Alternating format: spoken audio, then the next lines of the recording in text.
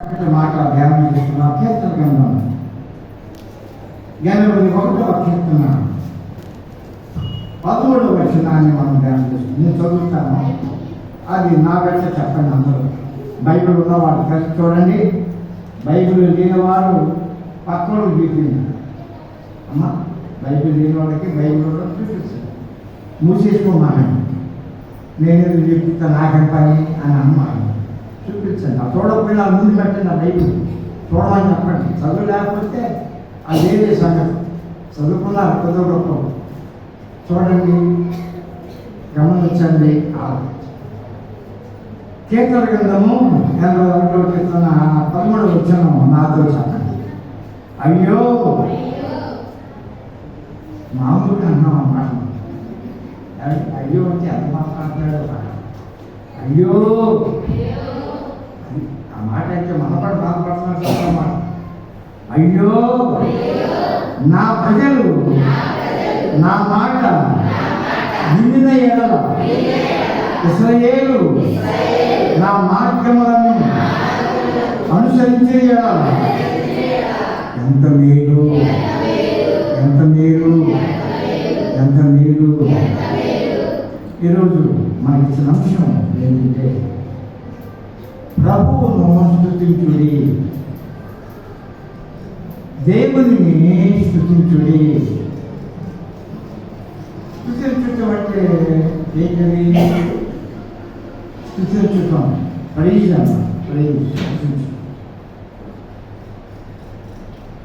కీర్తించుట,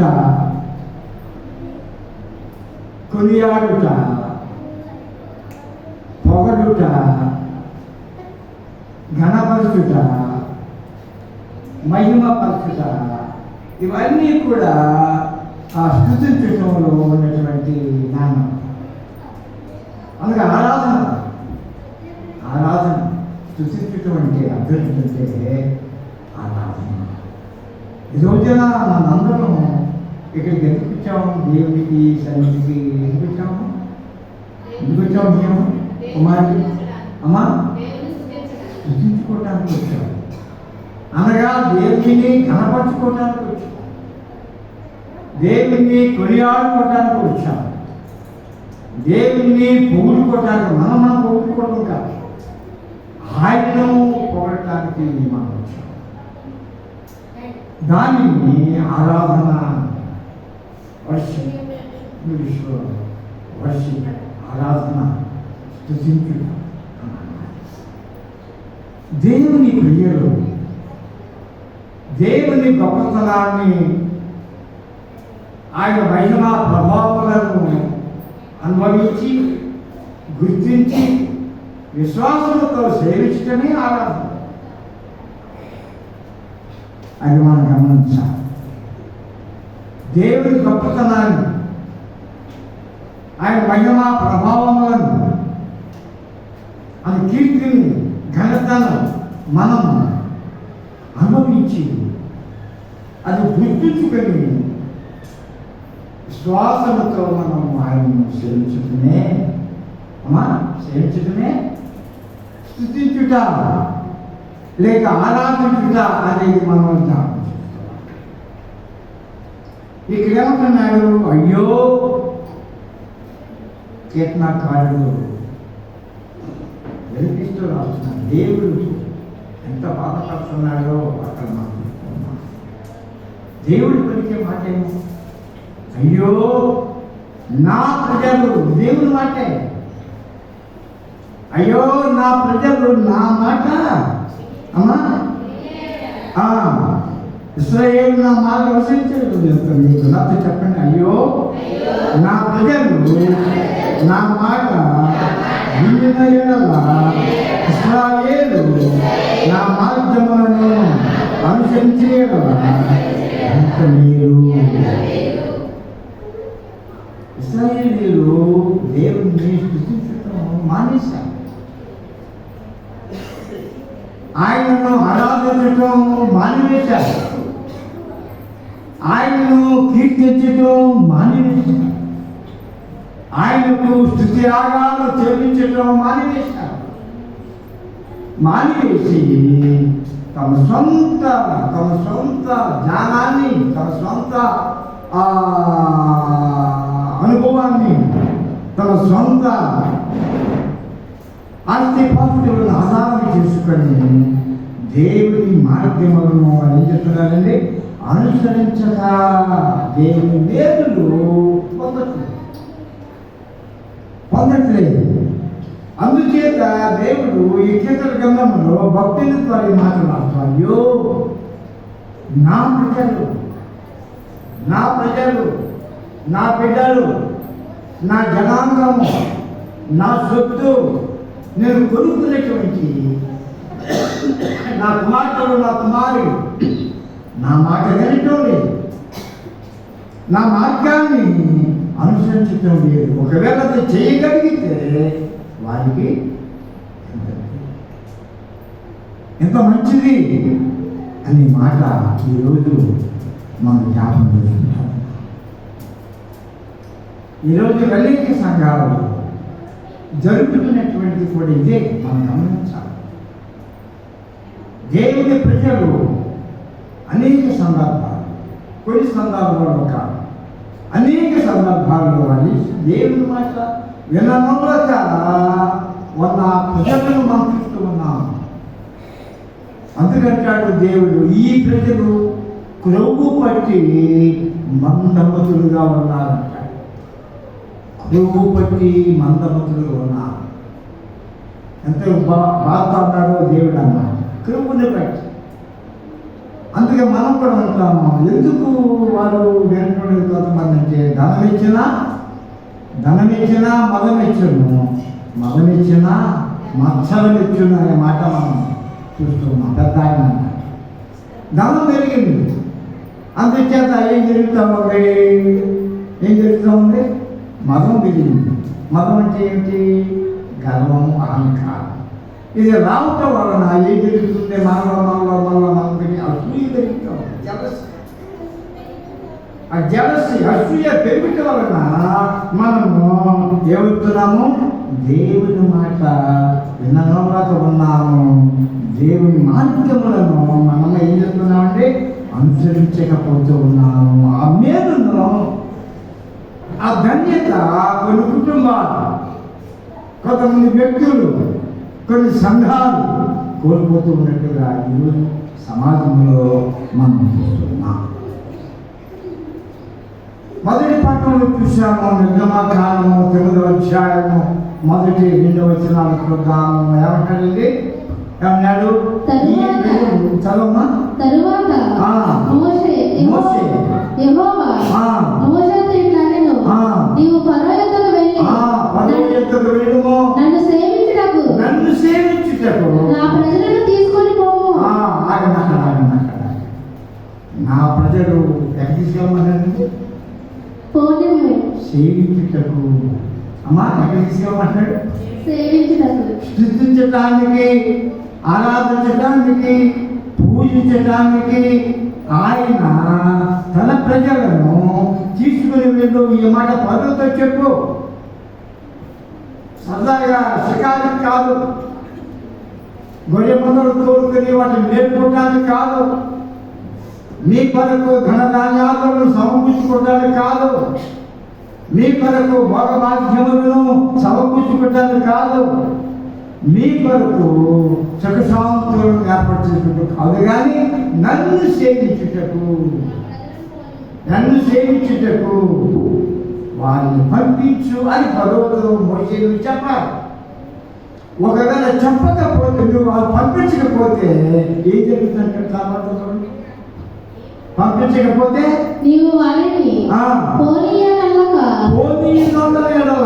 ఇంకను వారిని నిర్బంధించిన ఎడల ఇదిగో యెహోవా బాహుబలము పలుపలనున్న నీ పశువుల మీదకిని, నీ గుర్రముల మీదకిని, గాడిదల మీదకిని, ఒంటెల మీదకిని, ఎద్దుల మీదకిని, గొర్రెల మీదకిని వచ్చును.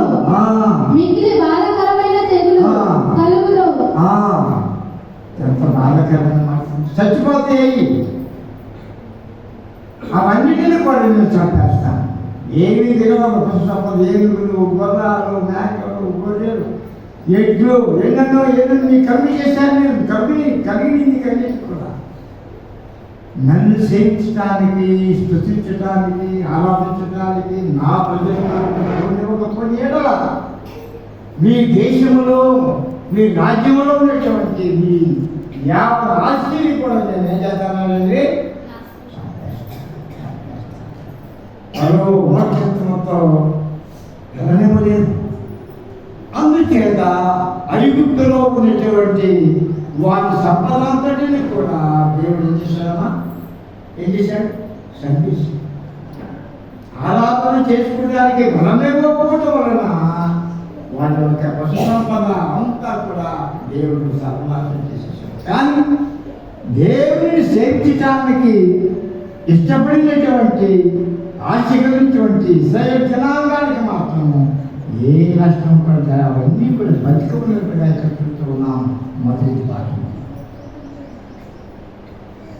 జనాలకు పోవటం వలన, దేవుని మాట అనుసరించకపోవటం వలన ఫరో సామ్రాజ్యంలో ఉన్నటువంటి అనేక జీవరాశులు ఖరీదు కలిగి బలవ కలిగినటువంటి శ్రేష్టమైనటువంటివి ఖరీదు కలిగినటువంటివి ఎన్నో ఎన్నో ఎన్నో యుద్ధానికి, వ్యాపారానికి, వాళ్ళు పితుక్కొని వ్యాపారం చేసుకోవడానికి ఉపయోగపడేటువంటి సంపద అంతా కూడా ఏమైపోయిందంటే నాశనాన్ని చేసేస్తుంది.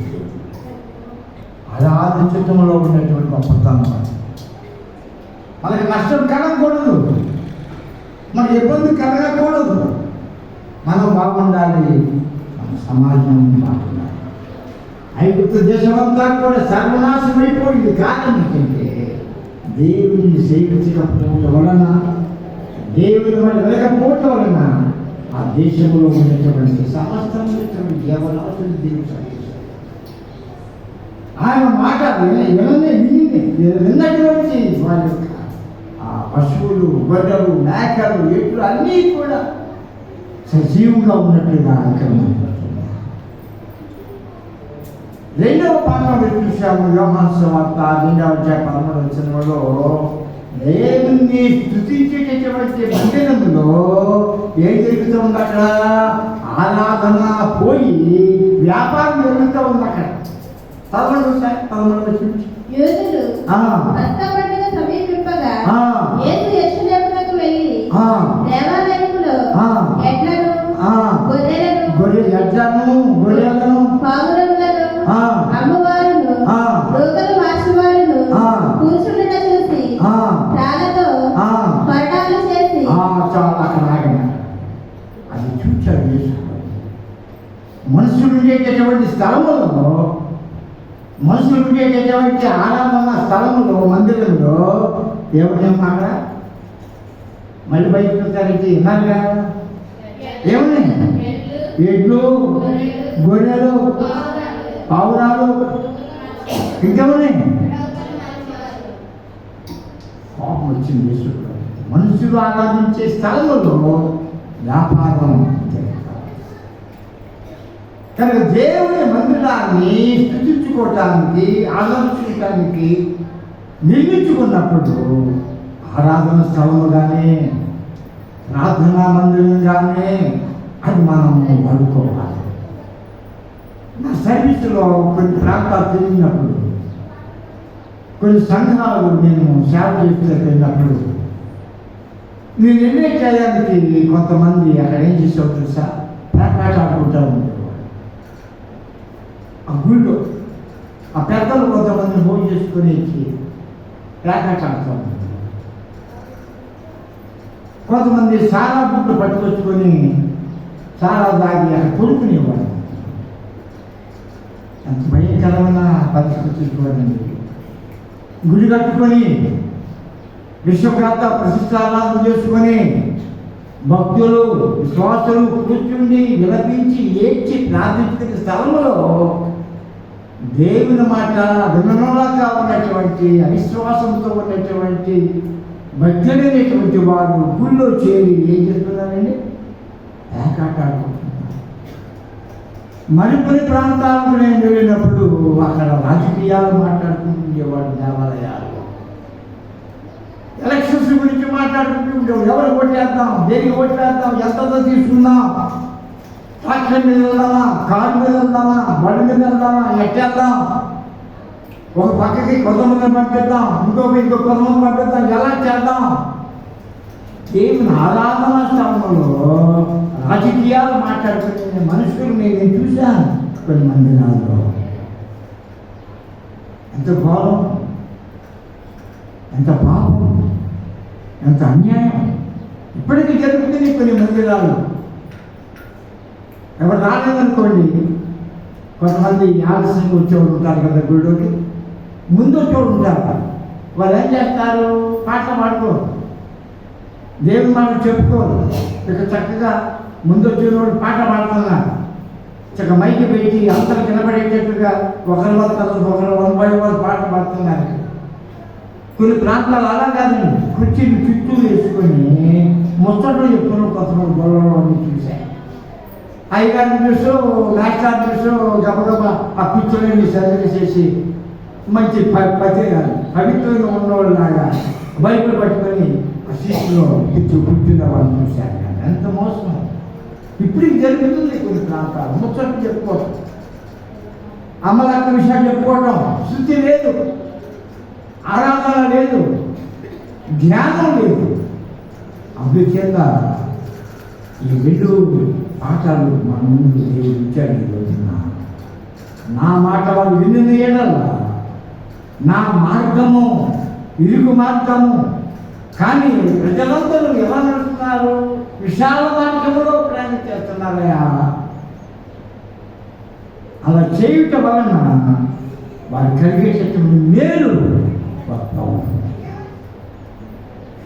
కనుక ఈ రోజున మనం స్తుతించటం మనకు తెలుసు, ఎందుకు వచ్చామో మనకు తెలుసు, ఏం చెప్పుకోవాలో దేవుడికి మనకు తెలుసు, ఏమేమి సమాధానం పొందాలో మనకు తెలుసు, ఎంతగా దేవుడు దీవిస్తాడో మనకు తెలుసు. అయినను కూడా ఇవాళ దేవుడు మనకి ఇచ్చిన విషయం ఎంత గొప్పదో మరొకసారి మన దేవుడు జ్ఞాపకం చేస్తున్నాడు.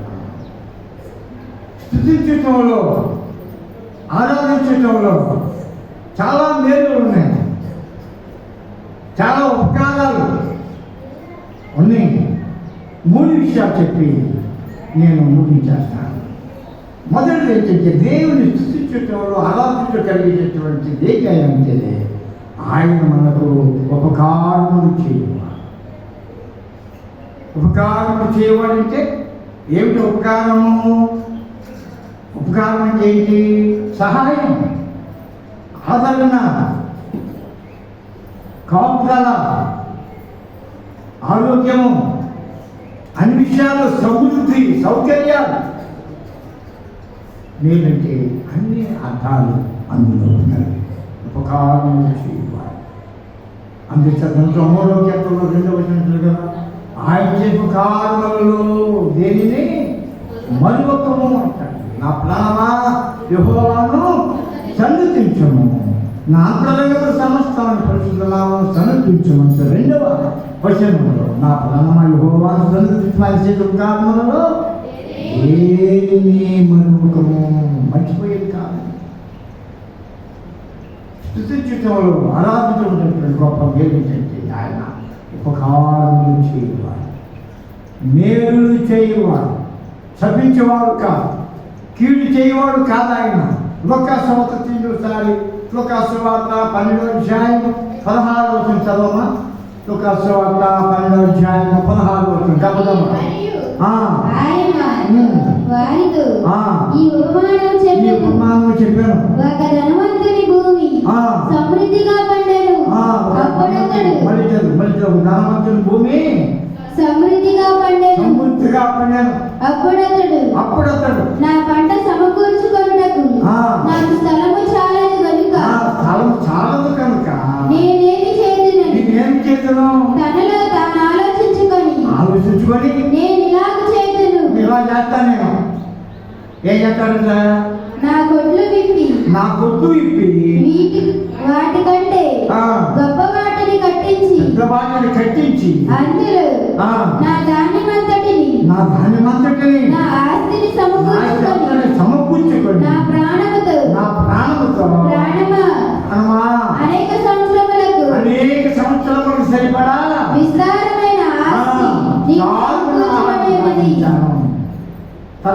తినుము త్రాగము సంతోషించము చెప్పుకొందునని కొనెను. చాలు ఎంత గొప్ప మాట అండి. దేవుని స్తుతించటం లేదు వాడు, దేవునికి వందనాలు చెల్లించటం లేదు. తన ఆస్తి పెరిగింది, తన ధాన్యం పెరిగింది, పంట పెరిగింది, మంచి వర్షాలను కురిసింది, మంచి పంటలు పండిని, ఈ ఉన్న కొట్లు చాలు కనుక వాటిని ఏం చేస్తాడంటామా? ఏం చేస్తాడు కుమారి? ఏం చేస్తాడు? పడగొట్టి కొత్త కొట్టు కట్టి, విశాలమైన కొట్టు కట్టి ఏం చేస్తాడట? సమృద్ధిగా చేసుకొని ప్రాణంతో అనుకుంటాడట, నా ప్రాణమా అనేక సంవత్సరాల సరిపడ ఆహారాన్ని కొరకు దాచి ఉంచాడు. ఏం పర్వాలేదు, ఎన్ని తుఫాన్లన్నా రాని, ఎన్ని ఊళ్ళైనా కొట్టుకుపోని, ఎన్ని గుళ్ళైనా మునిగిపోయి కొట్టుకుపోని, ఎక్కడ ధనవంతులు పేదలు ఎవరైనా నాశనం అయిపోయి, ఎన్ని పంట భూములైనా మునిగిపోయి నాశనం అయిపోయి, నీకు మాత్రం అనేక సంవత్సరాల ఆహారాన్ని సమృద్ధిగా దాచిపెట్టించారు. కనుక ఏం చేయమన్నాడు? స్తుతించమట్టం కాదు, ప్రాణాన్ని ఏమన్నాడండి? తిను, త్రాగు, సంతోషించు. ఇది యాడ్ చేసిన పని. దేవుడు విన్నాడన్నమాట. ఎంత పంట పండించాను, ఎంతగా జీవించాను, ఎంతగా అభివృద్ధి చేశాను, ఎంతగా వాడికి మేలు చేస్తే వాడు నన్ను స్తుతించకుండా, నన్ను కీర్తించకుండా, నన్ను కొనియాడకుండా, నన్ను పొగడకుండా, నాకు ఆరాధన చెల్లించకుండా, దశమాలు తీసుకెళ్ళి గుళ్ళు చందా వేయకుండా ప్రాణంతో ఈ మాట అన్నాడు కనుక నేను వాడితో మాట్లాడాలని చెప్పి కలలో చూసి ఎవరండి? వెలివాడా ఏమన్నాడమ్మా? ఈ రాత్రి నీ ప్రాణాన్ని అడుగుతున్నాను, నీకు సిద్ధపరిచినవన్నీ ఎవరి బాధాకరం మాట. ఈ రాత్రి నీ ప్రాణాన్ని నేను అడుగుతున్నాను. దేవుడు మాట్లాడలే, చూడలే, అడగలే, నేను పండించిన ఆరోగ్యం తెలుసులే, నా ప్రాణంతో కదా నేను మాట్లాడుకునేది అనుకున్నాడు ధనవంతుడు. కానీ దేవుడు మాట్లాడే దేవుడు, ఖండించే దేవుడు. వెలివాడా ఇంత గొప్పగా పొగుడుకున్నాడు కదా వాడు, ఆస్తి గురించి, అన్ని గురించి, ప్రాణం చెప్పాడు కదా. మంచివాడా అన్నాడండి? మంచివాడా, గొప్పవాడా అన్నాడా? లేదు. దేవుని పిస్తుడు ఒక వెలివాడుగా, ఒక పిచ్చివాడుగా కనిపించాడు. అందుచేత అంటున్నాడు, మిగిలిన వచ్చిన చదవకర్లేదు అన్నాడండి. ఏమి తిందుమో, ఏమి త్రాగుదమో అని మీ దేహాన్ని గురించి, మీ ప్రాణాన్ని గురించి చింతించకుడి. ఇవన్నీ కావలసి ఉన్నవని మీ పరలోకపు తండ్రికి తెలియదు. కాకులను చూడుడి, పిచ్చుకలు చూడుడి, అవి విత్తము కోయము, వాటికి గరిస లేదు, వాటి ననాలు లేదు, వాటి చింత లేదు, వాటిని పోషించేటటువంటి వాడిని మిమ్మల్ని పోషించలేనా? స్తుతించండి. ప్రాణానికి సుఖం కోసం కాదు కావలసింది, ప్రాణము పరలోక రాజ్యములో దీవునిగా ఆత్మశాంతి కలిగి ఉండటానికి ప్రార్థన చేయండి. వెలివాడా, ఈరోజు మనం కూడా మనకు ఉన్నటువంటి కొద్ది పొలాలు, పండినటువంటి పంట, మనకున్నటువంటి ఇళ్ళు వాకిళ్ళు, మనకున్న అందచందాలు, మనకున్నటువంటి బ్యాంక్ బ్యాలెన్స్, మనకున్న ఫిక్స్డ్ డిపాజిట్లు, మనకున్న వాహనాలు, ఇవన్నీ చూసి ఒకరు మురిసిపోతున్నాం. వాటన్నిటి స్వార్థలతో మనం ఎక్కడెక్కడ ఉన్నామేమో. జాగ్రత్త సుమా. ఒక సమయం గడిచేటాయి, దేవుడు సమయం ఇస్తాడు. ఆ సమయానికి ఏం జరుగుతుందో మనకు తెలియదు. కాలిఫోర్నియా ఉంది దేశం, ఒక రాష్ట్రం. అమెరికా దేశంలో కాలిఫోర్నియా అని ఒక రాష్ట్రం. అక్కడ అందరూ కూడా సినిమా యాక్టర్, తెలుగు కాదు, తెలుగు యాక్టర్ కాదు, ఇంగ్లీష్ వాళ్ళు. కాలిఫోర్నియా రాష్ట్రంలో, అమెరికా దేశంలో వాళ్ళు పండుగ చేసుకుంటున్నారు. సినిమా యాక్టర్లు అంతా, ఆడవాళ్ళు, మగవాళ్ళు బాగా తాగేసి, పిల్లలు పెద్దవాళ్ళు మొత్తం తాగేసి డ్యాన్సులు గోపుల వల్ల సత్తా లేదు.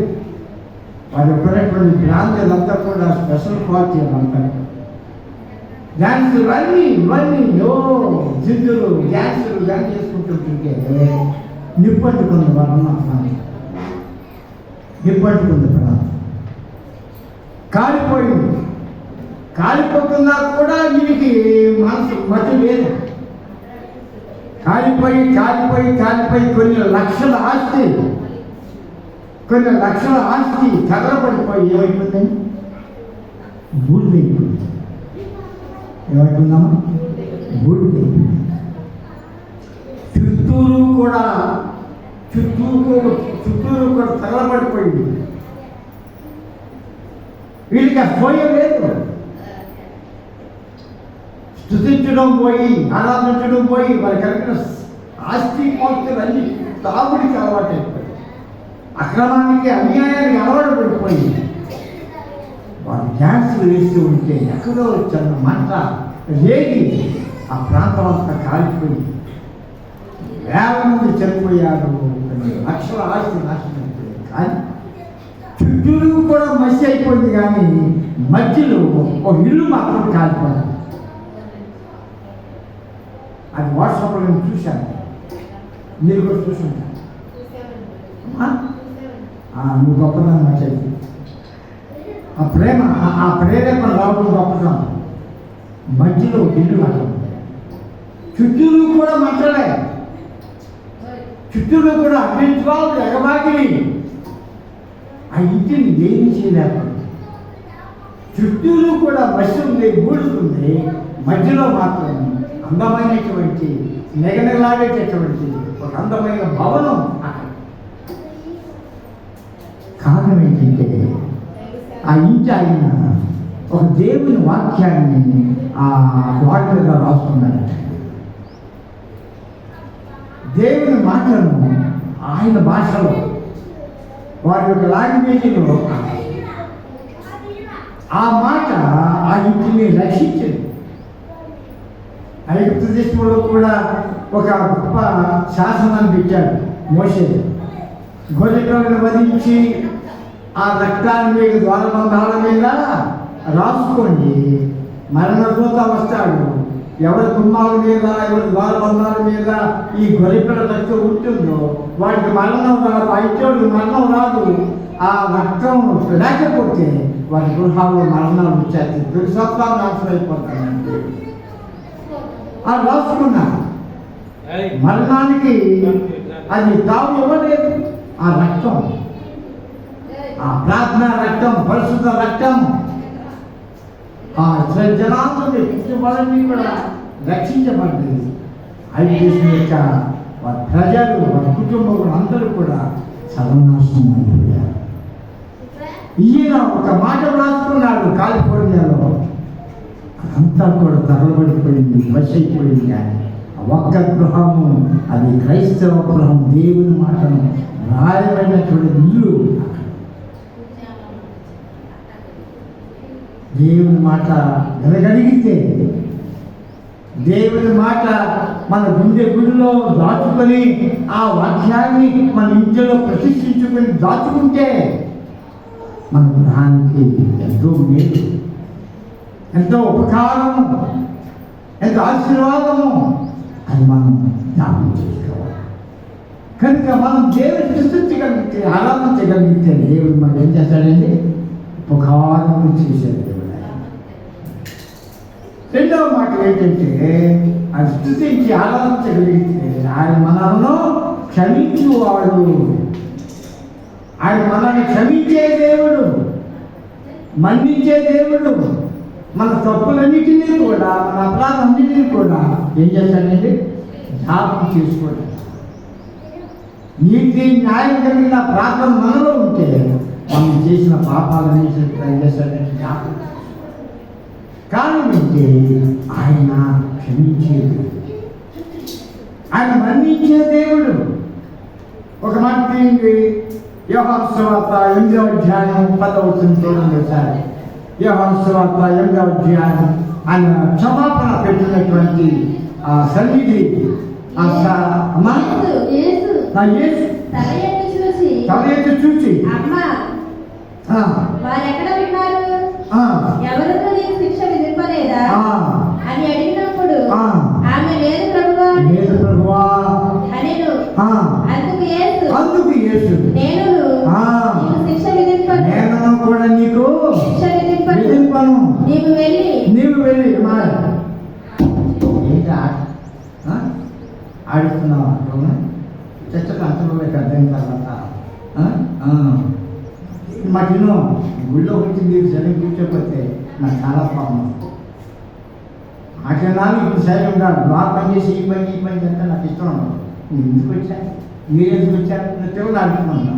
ఆ తల్లికి ఇచ్చే తల్లి నువ్వేనా? మరి ఎందుకు ప్రభుత్వం పాడు చేస్తాం ఏమ్మా? ఎందుకు అసలు ఇబ్బంది పెడుతున్నాను. ఆ లెక్క ఇస్తారు మొత్తాన్ని పెడతా పని చేయమా. కానీ దేవుడు క్షమించే దేవుడు, క్షమించే దేవుడు. నేను కూడా నీకు శిక్ష ఎంత తోసిపడిందో.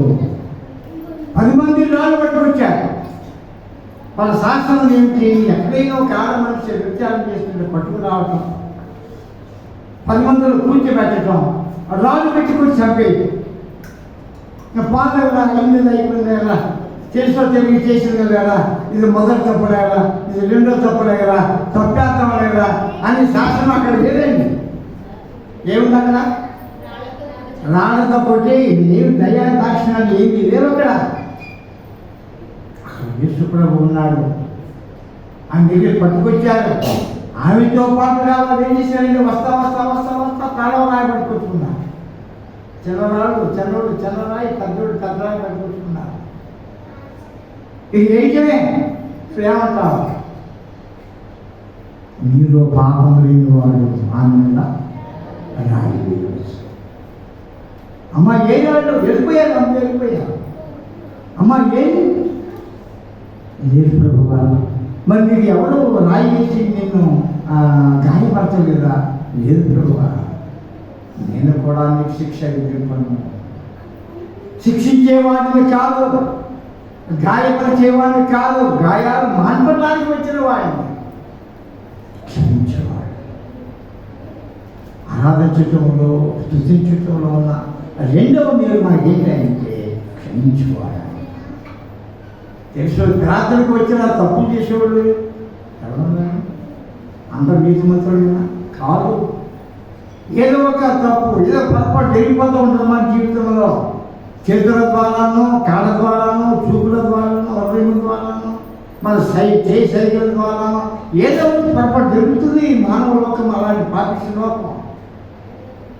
ఆయన శిక్షించేవాడు కాదు, మన్నించేవాడు. ఎప్పుడు నువ్వు మనసారా దేవుని స్తుతించి ఆరాధించగలిగినప్పుడు నీ సర్వపాపములను క్షమించేవాడు. మొట్టమొదట మాట ఏంటంటే ఉపకారం చేయువాడు, అనగా మేలుని జరిగించేవాడు, సహాయం చేసి ఆదరించేవాడు. రెండవది ఆయన క్షమించేవాడు. వాళ్ళతో కొట్టబడి చంపబడేటటువంటి క్షణంలో నేను కూడా నీ శిక్ష విధింపను. ఎంత సిగ్గుపడిందో, ఎంత వేదన పడిందో. 10 మంది తలెత్తుకుని తిరగటానికి వీలు కానీ పరిస్థితి జరిగించాలి ఆ పెద్ద మనుషులు అందరూ, ఆ ఊరు. కానీ ఆయన ధైర్యపరిచాడు. ధైర్యపరిచి ఇకనో నీళ్ళు వెళ్ళి ఏమన్నాడమ్మా, ఇకనో నీళ్ళు వెళ్ళి ఏమన్నాడు? పాపము చేయకుము. ఎంత ఆశీర్వాదం. మరి కనపడింది కమ్మడి ఈ పరిశుద్ధ గ్రంథంలో ఆ ఒక్కటే కనపడింది. మరి ఎక్కడా మనకు క్షమించబడింది. క్షమించాడు దేవుడు.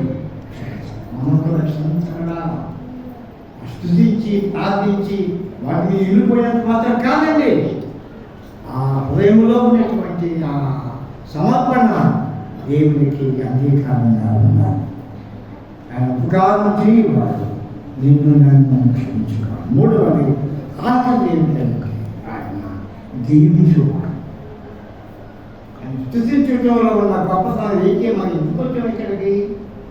మన బిడ్డలు, మనము, మన జీవితాలు, మన సమస్తం కూడా దీవించబడటానికి దేవుడు ఈ ఆలయాన్ని, ఈ నోరు, ఈ పెదాలు, ఈ నాలుక, కళ్ళు అవయవాలన్నీ క్షేమంగా ఉంచాడు. కారణం ఏంటంటే వీటన్నిటిని బట్టి మనం దేవుడికి ఆరాధన చేయించాలి.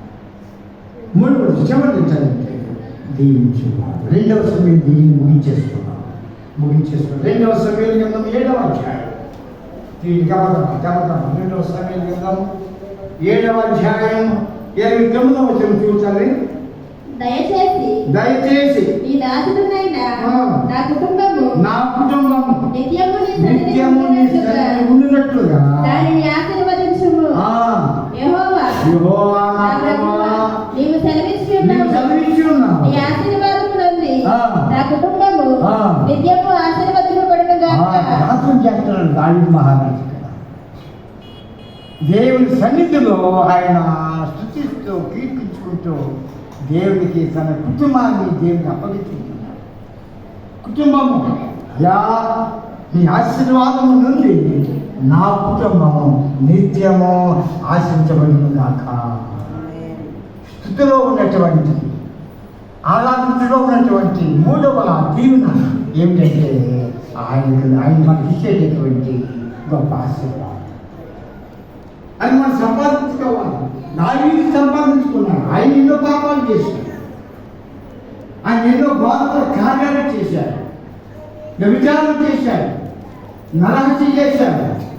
చేయడానికి కూడా ఎన్నో చేశాడు దావీదు. నాగాలు పాపం వచ్చి తప్పు చేశావన్నప్పుడు దావీదు గుళ్ళోకి వెళ్ళి సాగిపడి ప్రభువా దేవా నేను పాపం చేసి తిని నీకు వ్యతిరేకముగా అని క్షమాపణ కోరినప్పుడు దావీదు కుటుంబాన్ని దేవుడికి ఇచ్చాడు.